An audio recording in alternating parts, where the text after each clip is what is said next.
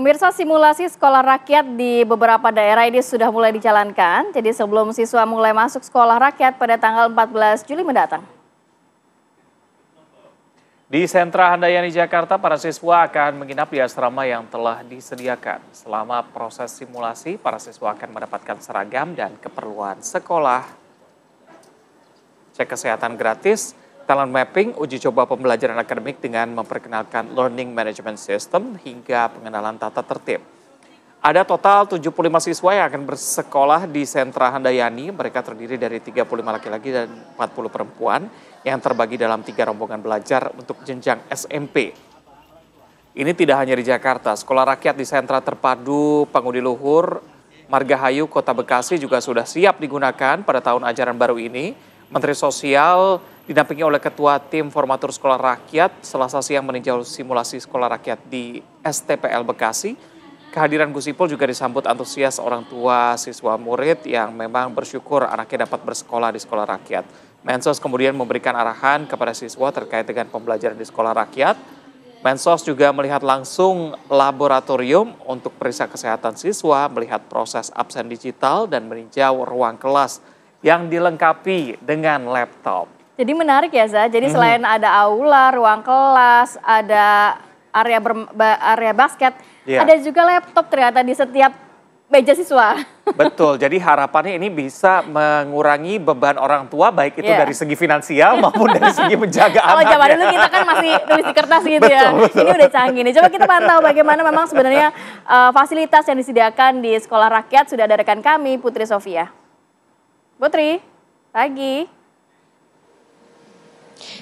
Selamat pagi Rati dan juga Reza. Apa kabar Indonesia Pagi on Location kali ini sedang berada di Sekolah Rakyat Sentra Handayani Jakarta Timur. Tadi kalau kami datang ini para siswa sudah mulai berkegiatan pagi karena infonya sejak pukul 4 pagi hingga saat ini siswa-siswa sudah mulai melakukan kegiatan yang mana dalam rangka simulasi yang telah digelar sejak tanggal 9 hingga tanggal 10 Juli ini. Dan pemirsa, kalau kita bisa gambarkan bagaimana sih situasi terkini di sekolah rakyat sendiri, kami juga cukup terkesima begitu melihat bagaimana fasilitas yang di sini sangat-sangat mumpuni, dan salah satunya di tempat kami melaporkan saat ini merupakan salah satu kelas yang nantinya akan dipergunakan oleh sekitar 75 siswa yang nantinya akan belajar di sekolah rakyat ini. Dan kalau di kelas ini pemirsa dan juga Ratih ini sudah dilengkapi dengan berbagai fasilitas. Benar nih, tadi kalau misalkan disampaikan ada laptop, kami memantau memang di setiap meja yang ada di kelas ini juga sudah terfasilitasi laptop lengkap dengan charger, dan juga tadi di sini kami melihat adanya layar proyektor yang mana nanti akan menunjang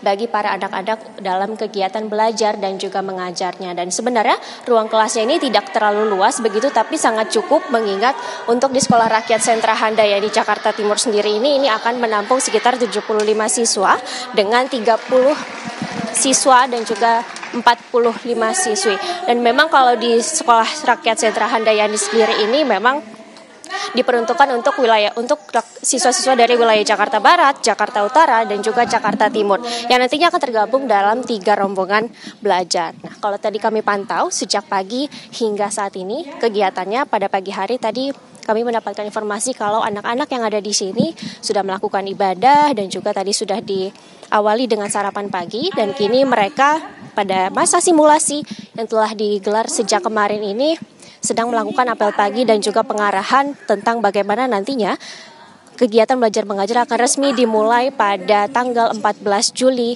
2025. Nah pemirsa, tentu kita penasaran sekali sebenarnya apa fokus utama dari simulasi yang digelar pada 2 hari ke belakang. Kita akan ajak Anda untuk berdialog ataupun berwawancara sedikit dengan Kepala Sekolah di Sekolah Rakyat Sentra Handayani Jakarta Timur. Selamat pagi, Bapak. Selamat pagi.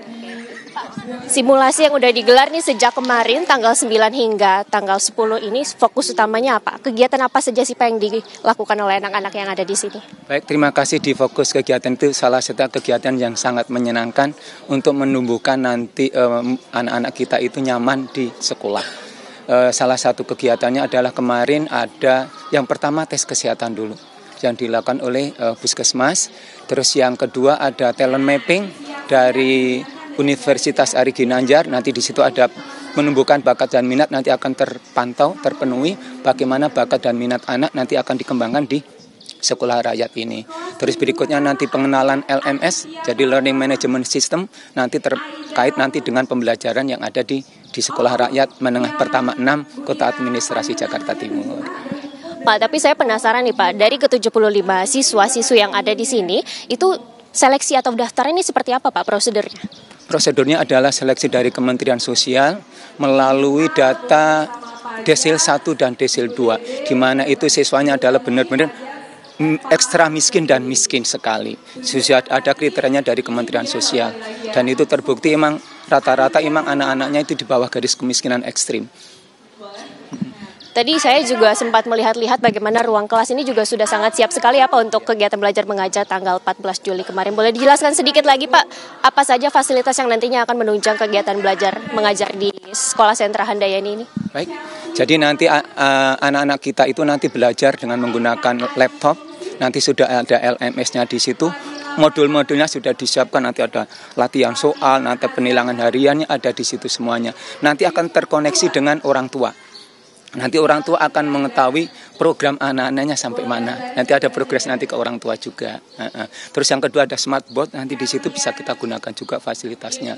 Di lantai 3 nanti juga ada lab komputer juga siap, dilengkapi dengan lab komputer.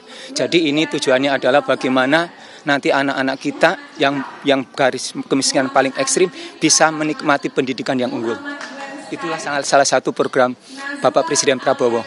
Dan semuanya gratis ya Pak? Semuanya gratis, semuanya dari semuanya seragam. Pokoknya kebutuhan siswa itu terpenuhi, semuanya dipenuhi oleh negara.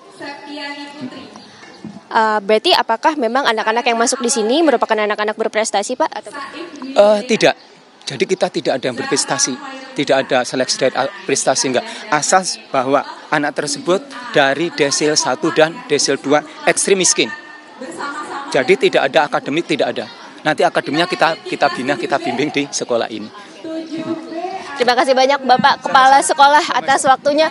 Saya penasaran, saya akan mau wawancara sedikit nih anak muridnya ya Pak ya. Nah pemirsa, kita akan ajak Anda juga untuk wawancara sedikit nih dengan salah satu siswa yang ada di sini. Karena memang tadi sempat disampaikan oleh pada Bapak Kepala Sekolah kalau memang anak-anak di sini merupakan anak-anak yang memang telah masuk atau diseleksi dengan beberapa kriteria tertentu, yakni adalah miskin dan juga miskin ekstrim. Nah, kita akan tanya sedikit dengan salah satu siswa mengenai kegiatan simulasi yang telah dijalaninya selama 2 hari ke belakang. Nah, kita akan ajak Anda nih pemirsa, kalau dilihat memang masih belum seragam nih seragamnya, karena nanti tanggal 14 Juli mereka akan diberikan seragam setara SMP, nanti akan sama-sama digunakan seragam merah, maksud kami seragam putih biru. Yang mana Mas? Kita akan ajak nih pemirsa ke salah satu siswa. Halo. Halo. Oke, ada yang namanya Galih nggak nih? Tadi katanya ada ini. Halo, selamat pagi Galih. Pagi. Nah, boleh diceritain nggak nih sejak kemarin simulasi ini udah ngapain aja sama teman-teman di sini? Main, terus sholat, makan, terus aktivitas di aula, sama belajar kayak di ruang-ruangan. Udah itu aja. Di ruang kelasnya nih ada apa aja sih, boleh ceritain nggak, dan seru nggak belajar bareng teman-teman yang lain? Seru, soalnya banyak kan temennya, ada alat-alatnya, ada laptop, terus kayak TV besar gitu, sama papan tulis itu. Kalau di sini kamu tidur di asrama dengan teman-teman? Iya, tidur 4 orang. Kalau ini boleh ceritain nggak, kamu di sini ngerasa happy atau enggak nih sudah masuk SMP di sekolah rakyat? Happy banget. Soalnya banyak teman, sama biar bisa raih cita-cita aja di sini ya. Emang kamu cita-cita jadi apa Gali? Jadi pemain sepak bola. Kamu asalnya dari SD mana? SDN 1 Bambu Apus.